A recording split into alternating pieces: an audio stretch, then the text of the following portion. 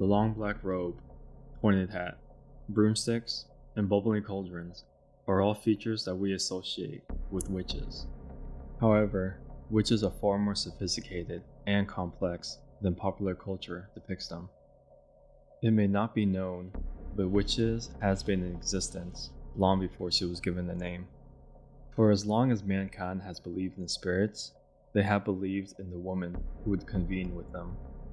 Outcast, misunderstood women whom the masses would rather condemn than try to understand. Nevertheless, in other cultures, witches were revered as a necessity and not feared. The ancient Egyptians would often use witches and wizards to solve problems of the supernatural sort. Their skills in potions and spells was heavily relied on, especially amongst the ruling class.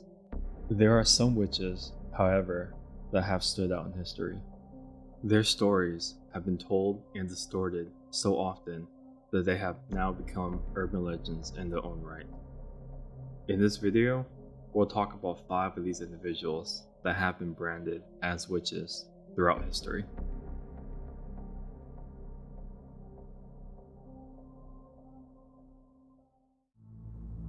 Ursula Southeil.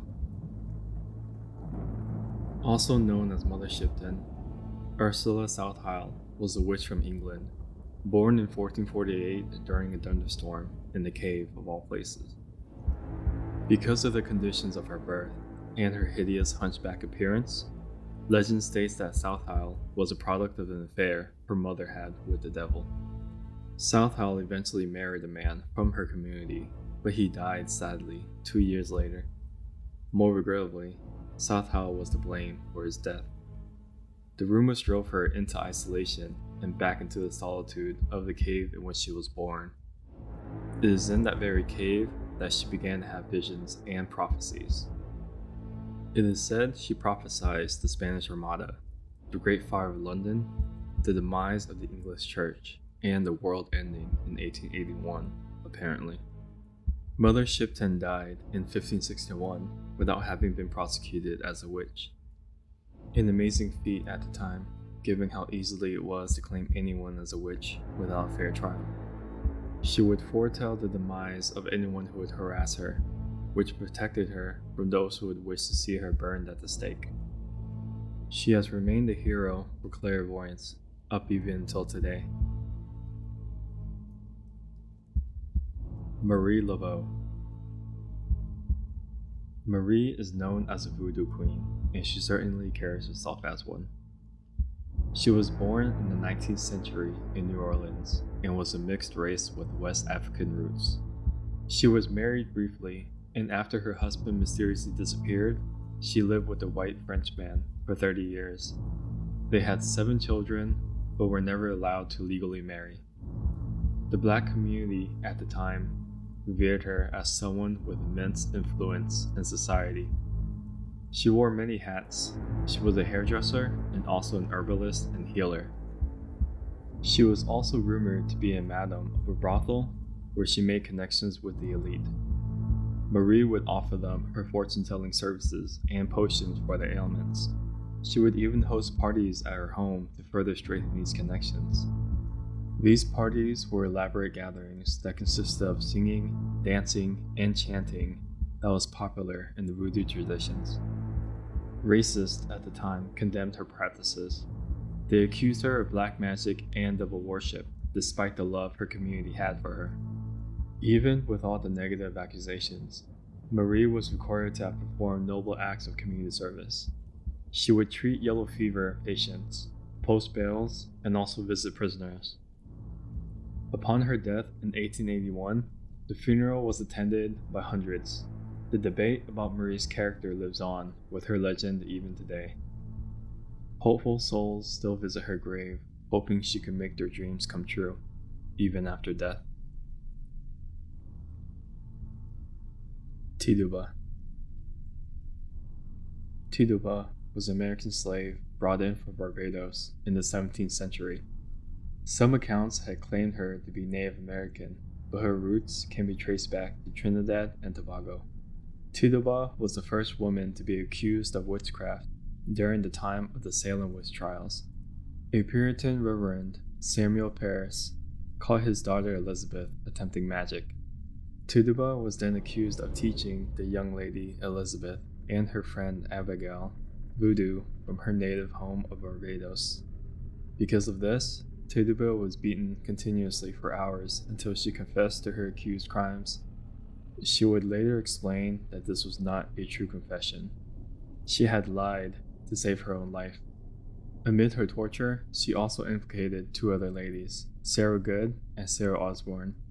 With this, in February 1692, the Salem witch hunt trials began a chapter in American history when racism and sexism took precedence over common human decency. 30 women were found guilty, and 19 women were hanged. Tituba spent over 13 months in prison before she was brought by new owners.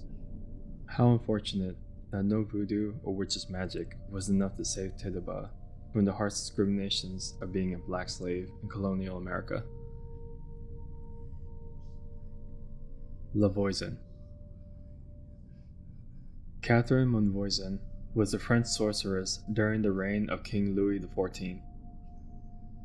She started her career in divination to supplement her husband's failing jewelry business. Her divination practice eventually morphed into witchcraft and sorcery. Alongside selling potions and spells, Voisin also provided medical services, such as midwifery and abortions. She was very good at her trade, and shortly after, the rich and famous ladies of Paris had made her very wealthy. Voisin soon found herself in the middle of the poison affair, a scandalous time in French history where prominent individuals were dying in mysterious ways. Many fortune tellers and alchemists were suspected of selling not only divinations, seances, and aphrodisiacs, but also poisons which may have caused mysterious murders. Voisin was eventually found guilty of witchcraft and poisoning, and was publicly burnt at the stake in Paris in 1680. She was a witch, immersed in her greed, using her supernatural skills to carry out the evil biddings of the elite.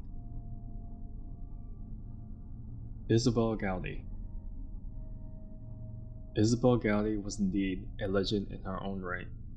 Her story and confessions have been recorded in details and are fascinating to say the least. Isobel was a Scottish witch born in the 17th century. Her story was recorded over a span of 6 weeks as she made several confessions while being tortured by the priest father John Kelly. She confessed to making arrangements to meet the devil at church, where the devil put his mark on her shoulder and sucked on her blood. She also mentioned 2 other women, Jeanette Bradhead and Margaret Brodie, were in attendance. They, along with other witches, were to be part of her coven. She also confessed to coupling with the devil and casting spells that her husband would not notice her absence. She went further to explain how the coven would fly on magic horses, doing as they pleased with the aid of spirits and fairies. Beyond that, these witches had an arsenal of magical chants and spells which further intensified their powers. Gowdie also claimed to have the ability to shapeshift into animals, particularly a hare. 41 people were arrested as being in or connected to Gowdie's coven. As a result of her detailed confessions, Isobel Gowdie is to date one of the most notorious witches in history. It is unclear how Gowdie died, but some believe she was strangled and burnt after her trial. Other historians suggest that perhaps Gowdie was acquitted due to mental illness. Was Gowdie an epic witch with mythical powers that could also communicate with spirits and fairies? Or was she simply mad? You decide. Thanks for watching our late night top 5 video. We're a new channel and would love to have your support by subscribing, liking, or simply dropping a comment down below. To watch more interesting late night videos, click the links to continue watching more.